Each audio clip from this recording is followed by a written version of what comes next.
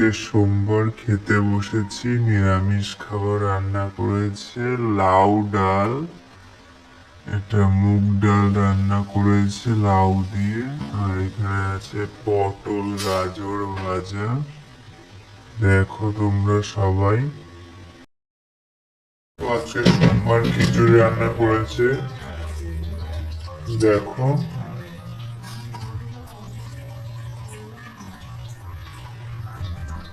আজকে সোমবার তাই খিচুড়ি রান্না করেছে। এক থালা খিচুড়ি নিলাম।